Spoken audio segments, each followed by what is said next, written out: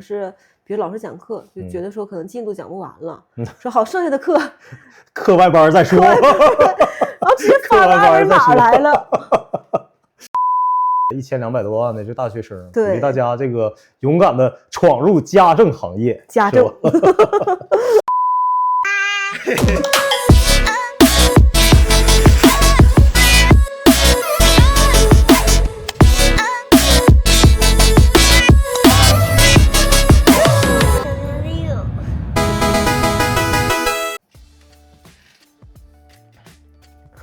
来 ，Cheers， Cheers， 庆祝一下节目开播。庆祝节目开播。你好，彩姐。你好，发哥。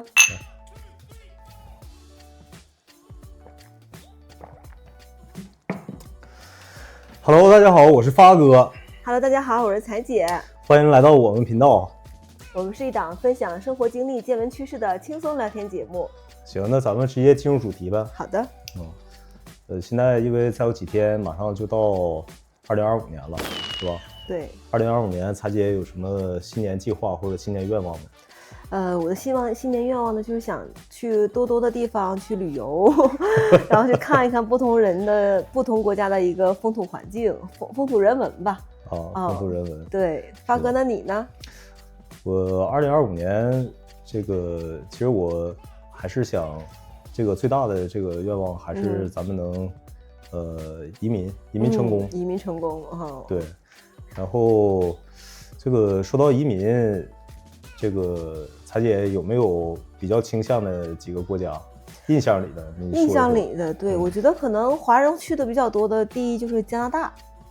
就听的比较多的加拿大，然后就是美国，然后是澳大利亚，美澳加嘛，是不是就可能涵盖了比较多的一些。然后近几年呢，好像我有的时候刷抖音说什么葡萄牙，西班牙对，西班牙，对，还有希腊，对对对，好像都那个政策好像都还可以。然后听说也是看新闻说很多就是中产阶级的那个人群好像都往那边去挪了很多的人都有往那边去办身份。对，也是有听说。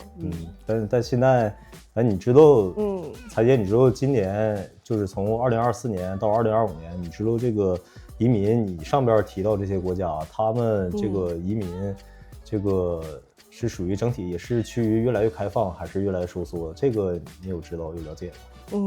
我有看新闻，还有就是以前也了解过，好像是越来越收紧。对，好像是越来越收紧。对，是因为我们去的人太多了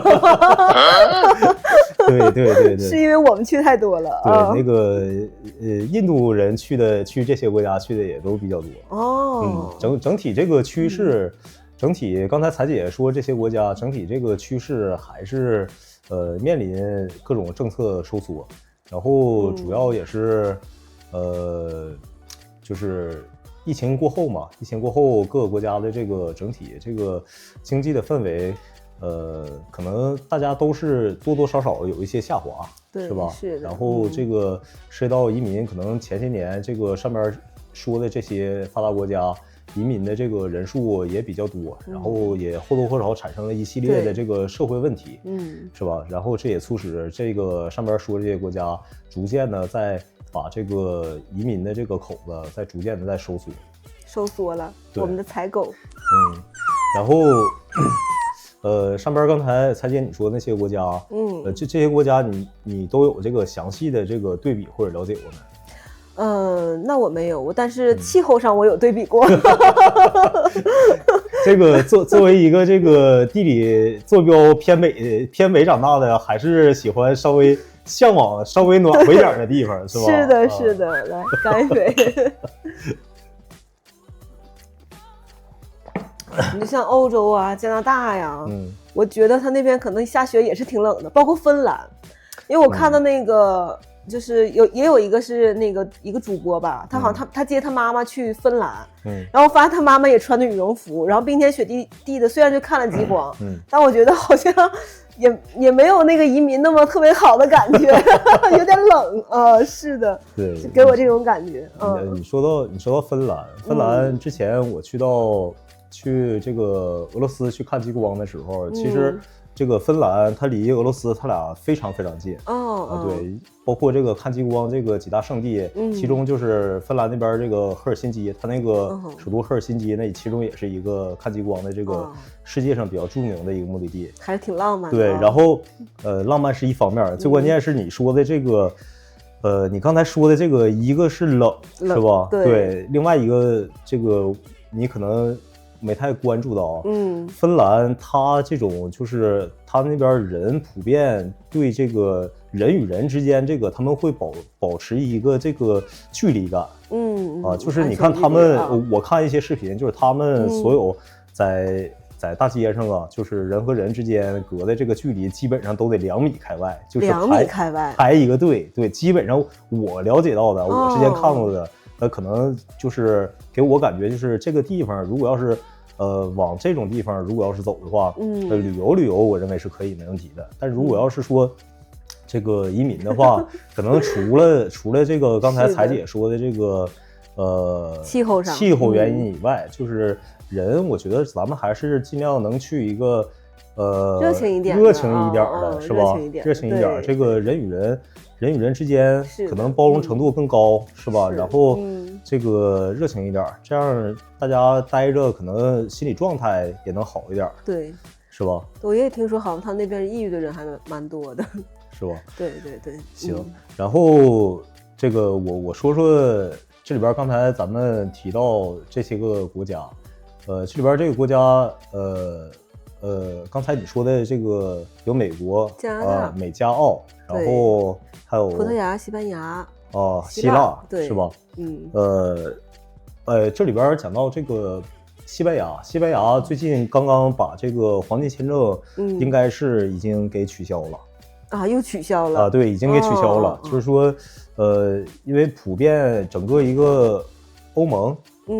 他们这一系列国家其实一直对这个西班牙的这个黄金签证，还有这个葡萄牙黄金签证，我看应该是一直大家都比较在意这个事儿，因为通过西班牙和葡萄牙当做跳板以后，他们有一些人会直接去到其他国家这也有的时候会给这个其他国家造成一定的这个各方面的影响吧，对，是吧？对，是。然后这里边我讲一讲，从我这个角度，之前都考虑过哪些国家？然后之前考虑的，前年考虑比较多的时候是疫情还没结束那个时间，我考虑比较多是加拿大，对，加拿大，对，然后当时考虑加拿大就是加拿大这个多元文化这个国家嘛，是吧？他对这个所有外来人，他这个包容度还会这个更好一些。然后你记得当时我们就跟你探讨一下嘛，对，是吧？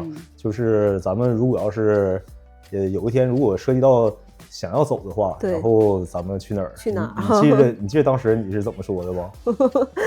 我好像有印象，我印象我说我如果要去的话，我想去温哥华活的地方。对，我想。对，是这样。当时彩姐就提了一个这个要求，如果要是必须走的话，然后咱们能不能尽量去一个稍微暖和一点的地方？然后所以从前年以后，就把这个加拿大这个目标呢，稍微我们又往后又放了一放，然后这个后续我又看了几个地方啊，看了澳大利亚，是，对吧？澳大利亚，然后还有美国，然后还有包括像今年咱们去的马来西亚，是吧？对，马来西亚这个当时我又考虑了这些国家，然后包括今年我又去的日本，对，是吧？去日本，然后下面我把这些就是刚才我们提到的这些国家。我在做一个这个简短的这一个，从我这个角度上一个小分析吧，我的一个小见解，是吧？个人见解。对，首先咱们先从这个去过的国家先说起，就是咱们先说这个马来西亚，就比较近边的了。对，比较近边的。然后马来西亚当时咱们去的时候，其实我们最开始去的时候就是考虑到孩子上学的这个原因，然后当时我自己也是上网这个做了一些攻略，然后最终得出的结论就是马来西亚不错，因为当时这个马来西亚它有这个第2家园计划，因为它当时这个计划属于停办了大概得有1年的时间，是，然后新政没出来，对，新政还没出来，然后咱们一家一起去马来西亚，然后做的考察，对，是吧？本来以为这个新政能这个出来，能像之前说的那个政策就比较好对其他国家的这个移民呢，或者其他这个有孩子有教育需求的这个家长，会有一个比较政策的一个倾向嘛，是的，是吧？然后当时我们去的马来西亚，马来西亚这个整体，你去马来西亚，你有什么感觉或者感悟吗？对，感受，对。几个方面嘛，首先是自然环境，那边气候还比较好，然后整体上，尤其是我们夏天去的时候，它是那种就是特别宜人的那种热，就是那种干热，不是说我们平时说的就那种什么回南天啊湿热那种气候，不会，就让你觉得很舒服，尤其下了雨之后，整个就是特别清新，对，特别清新，对，很清新。然后这是气候方面的因素，然后也不经常下雨，下了雨之后，我感觉都是晚上下的比较多，第2天白天就晴了。白天下雨，就马来西亚它有这点好处，就是它白天赶紧有事的时候它不下雨，基本上都是赶上半夜11点多，反正基本上是我们在马来西亚的这个时间段，基本都是在半夜开始下雨，对，然后早上起来我操。好清爽，好清爽，好清爽，然后天又很晴，就非常好。因为我们也待了一个月的时间吧，所以那个天气我就觉得很舒服，很舒服。然后这个教育呢，然后咱们当时去了几个学校，有Uplands、腾比，对，腾比，还有是2个学校，那高山的上面的那个学校。对，但那些学校，对，他们基本上都是赶到那个放假，对，赶上放假了。放假的时候，然后这很遗憾，我们也没探更多。实际有探校经历的，就是这个 Uplands 和腾比。对。然后当时这2个学校，其实给我的感受还真都挺好的。你像他们那边这个学校，我觉得和这个和大陆和国内这个比较大区别就是。那边比较就是说白了，从硬件上咱们先说，对，游泳池，对，标配的游泳池，网球场，对，然后篮球馆，然后排球馆，足球场，对，这标配，对，这些都是这个马来西亚的这些国际学校他们的标配。可能有一些因为场地和地理位置啊，就是说它这些可能运动的场馆可能有一些大有一些小，对，但基本上这些都是这个标配。然后还有就是给我这个比较大感触，就是那边的这个老师其实至少咱们在探校过程中，他们还都是就是挺和善的，是吧？对待小朋友基本上还都挺有耐心。是的。然后我觉得我还得说一点，就是当时这些个孩子给我最大的感受就是他们。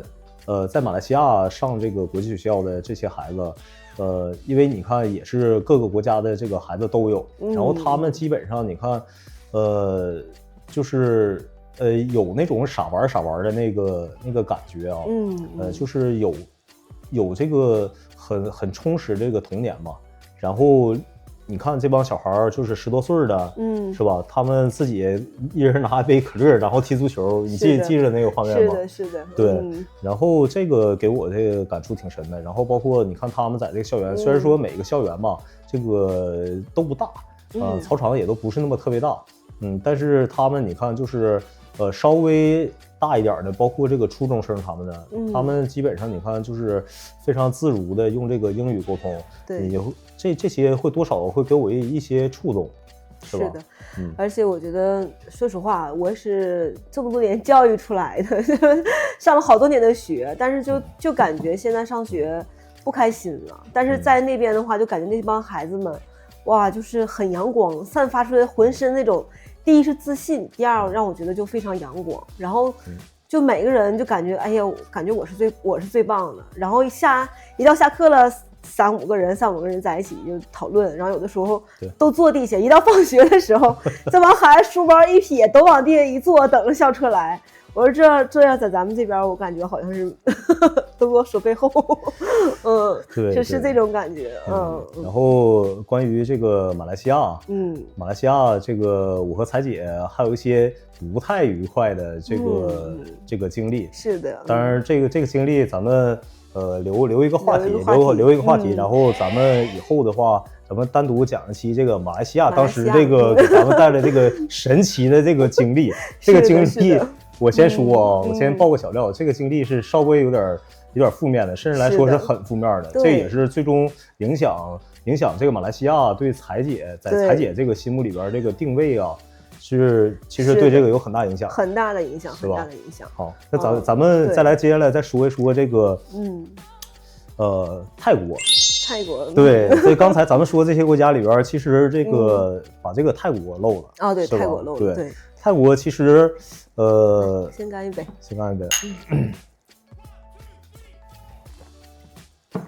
泰国其实这个也不错，包括身边的朋友是吧？对，这个也都有推荐，包括你像近几年。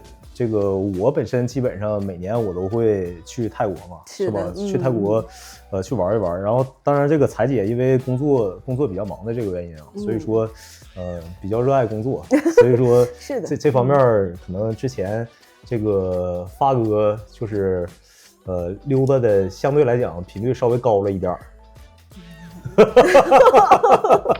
我都不知道怎么想说啥又不知道该说点啥好。我觉得你觉得发哥的人生才是生活，对，是我们只是叫迫于生活，你叫享受生活。对。然后咱们刚才说泰国，然后我觉得泰国优势也挺多的，包括这个。自然环境方面，我觉得跟刚才彩姐说的这个马来西亚这个优点，其实是有很多，他们是趋同对，因为他们从地理位置上来讲，你像这个马来西亚的这个槟城，其实往南开车的话，开4个小时左右。我记得我之前查过，好像开4个小时左右就能开到这个泰国这个普吉。对，所以说从这个自然环境上来讲的话，马来西亚和泰国它俩是趋同的。然后对人的这个热情啊，包括在这个当地这个生活这个难易程度呢，其实我认为马来西亚和泰国他们俩基本上也都是一样的。是，然后。但是为什么泰国就是泰国不太在咱们俩这个考虑范围之内？对，这个其实我来说一说我这个角度的，这个一是这个泰国，我觉得泰国人给我的印象嘛，倒不是说它不好，一个佛教国家其实也挺好，但就是这个我总感觉就是泰国人说的这个泰式英语吧。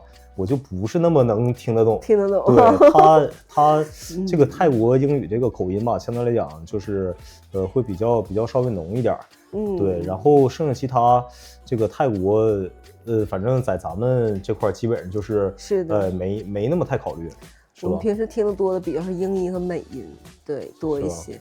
对，咱们有可能他说的那个英语有可能就像我们的闽南话，是吧？对，所以就很难懂啊。然后咱们再讲一讲这个美国，对，美国其实彩姐你探讨过吗？对，那你对美国都有哪方面这个印象？你先说一说。其实以前了解的并不多啊，但是就是之前跟发哥有探讨过那个迈阿密啊，对，然后就是包括那个好莱坞，就是黄金海岸那一面，对，我觉得那些都挺好的，因为可能比较吸引我的就是面朝大海，春暖花开，然后阳光沙滩啊，然后比基尼帅哥美女这些可能会比较吸引我。你说那些不应该是吸引我的吗？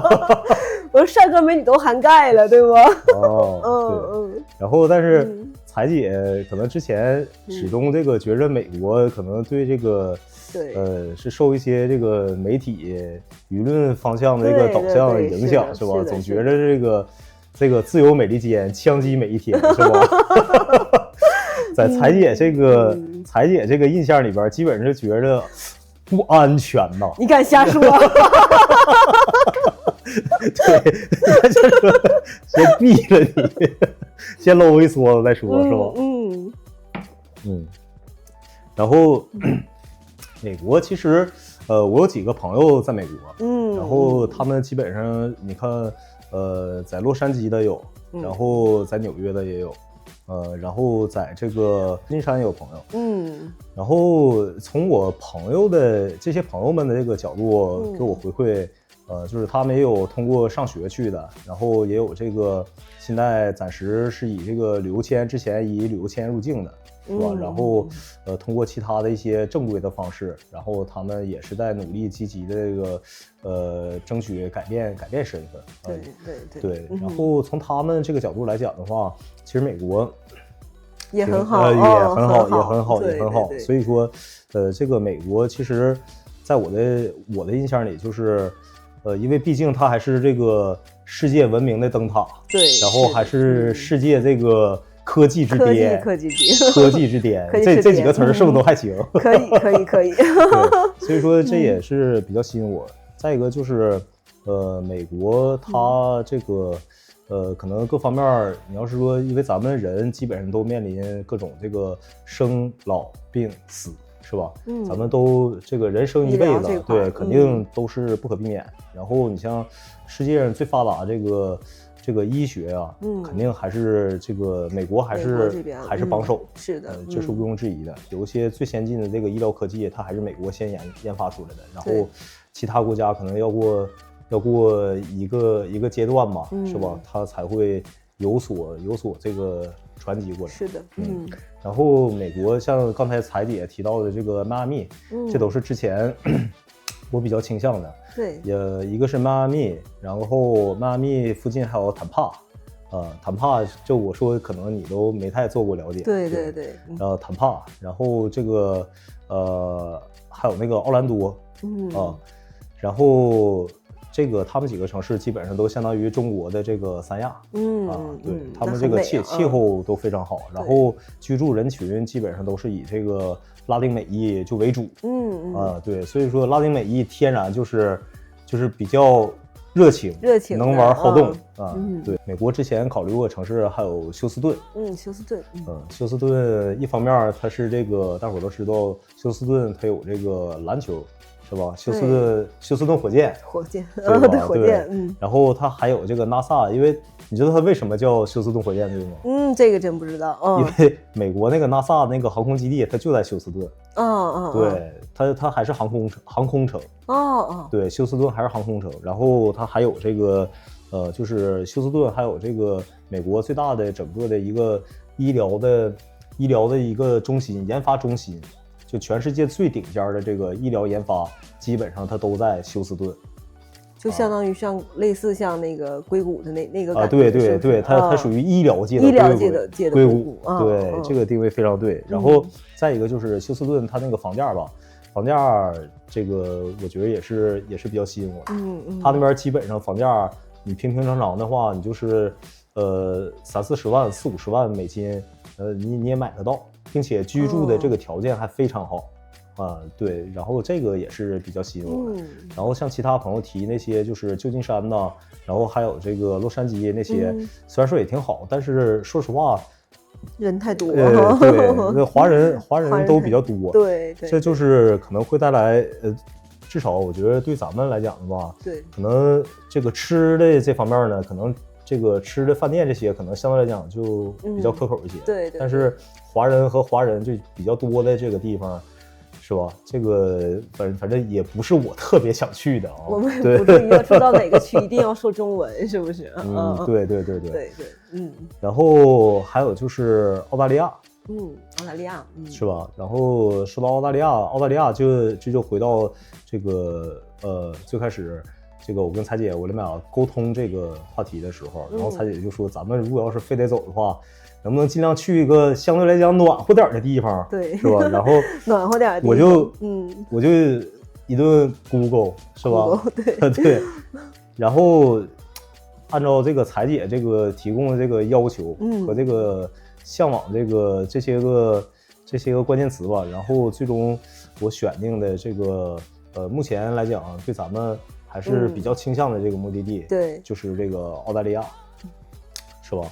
是的，Australia， Australia，然后这边就是彩姐，你说说，就是澳大利亚目前对你来讲，就是有哪些是吸引到你的？吸引到我的？对你能是真真正正就对你构成影响，就是能影响你，就是对移民这个可能能推动你这移民这个进程的吧？想一想。我觉得那边第一就是首先社会治安吧，就可能了解到的，包括可能新闻报道，包括还有就是印象当中觉得会控枪，对，最主要是这个安全。对，这就不像美国美利坚这个枪击每一天了，是吧？对，随随便便拿枪掏出来，然后比如说我开车，然后就会让他把你的手举起来，这可能也是以前暴力电影看的比较多。但我觉得澳大利亚可能不会，可能会比较人性化，但是听说就开车会开的超速会罚款。这个在全世界哪个国家他都得罚款。对。然后呢，就是他的教育，然后我们也大概了解了一下。然后其实我觉得可能国外的教育可能都是比较轻松化的，孩子可能会有一个比较快乐的童年吧。对。然后可能就这一点嘛，可能是我比较大的一个动力啊。然后再一个就是气候环境那边，我看澳大利亚它那个可能中间是沙漠，然后边上一圈全部都是海边，就可能你走到哪里可能都是海边。对，你走到哪个野滩，你进下面都能挖到点什么海胆、螃蟹、龙虾，然后还可以就是屋子后面还可以有自己的船。没事开个船出去了，对，基本上钓鱼。对，基本你看这个可能他这个住房条件可能自己家没有挨着这个水边的，是吧？对，他们也可以放一条小船，然后他们可以周末就是拖出去，对，拖出去是吧？钓个鱼就觉得比较轻松。然后有的时候吧，其实说实话，我们的工作压力还是挺大的。对，然后对你说这个拉船，我之前看过一个视频，就是一个博主周末然后就在澳大利亚，然后就带自己家人在船上吃火锅。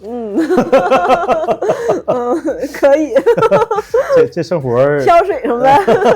对，这生活多少还是让人有一点羡慕的啊。对，很羡慕，然后就觉得很松弛，可能。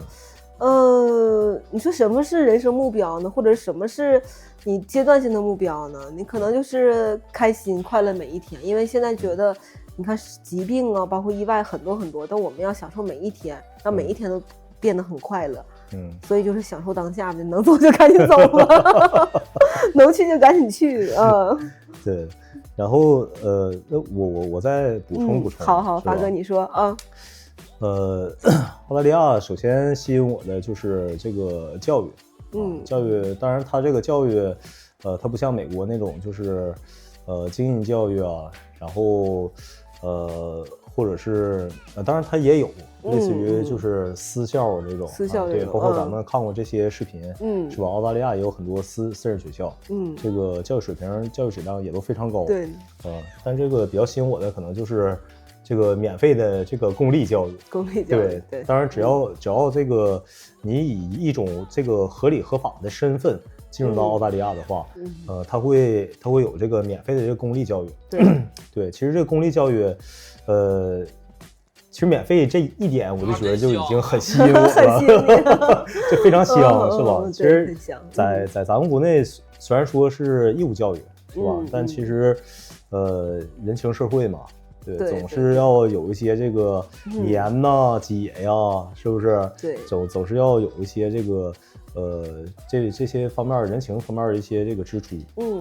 对，包括这个一些，当然这个不是这个影响最大的这个因素。最大我感觉就是国内这个教育，我感觉就是比较内卷，是吧？的确是，对，就是现在好像小学生，好像初中什么初一吧，还是小学6年级啊？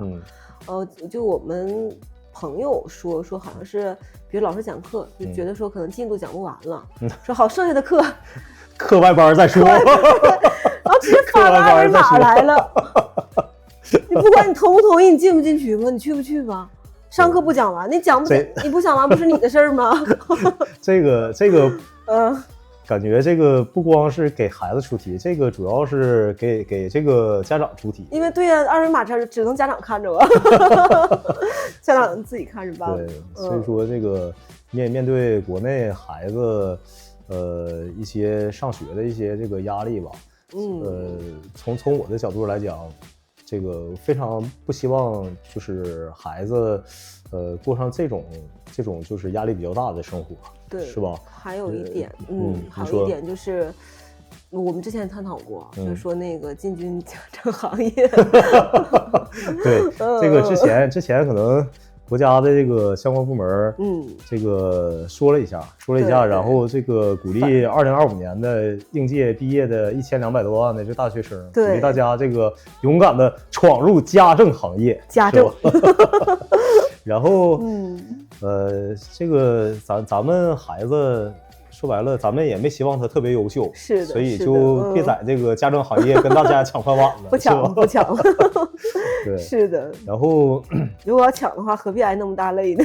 对，还是尽量让孩子有一个享受人生吧，是吧？这个不用他有特别大的这个在社会上不用有特别大的这个光芒。当然他自己这个本身的能力，再加上咱们正确的，至少是我以为的这个正确的引导，好，是吧？这个希望他就是能过上一个正常普通的生活就可以，是吧？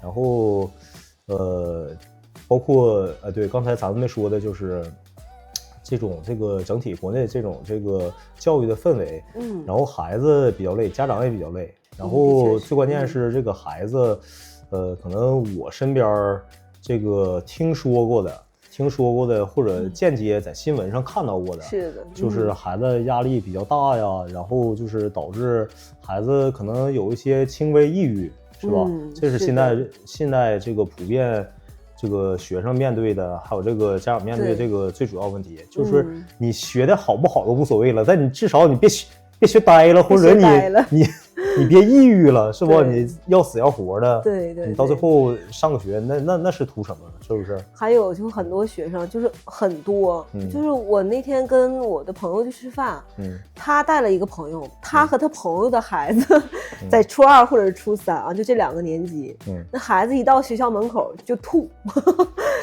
就吐。这个彩姐，你觉得是孩子编的？心理上。你根本演这是生理反应，对，生理反应。就孩子，另外一个孩子什么，一坐到教室里面，狂躁不安，就一进到教室里面，见谁都要掏枪吗？要把自己受不了，所以就只能回家休息，调整自己的心情。完我想我记得我小时候好像。虽然不愿意去吧，但是我可能家长让去，也不至于说又吐啊，又怎么样了。但是可能现在就这个承受能力啊，就包括现在，我觉得不是一个特别个案的一个现象，是一个普遍现象。普遍现象，孩子压力确实很大，确实很大，是吧？这个，所以从这个角度上，咱们还是尽量的对，然后向外边考虑，是吧？然后今天。暂时先这样，咱们留点这个话题，下期咱们继续聊，没问题，好不好？好，来 ，Cheers。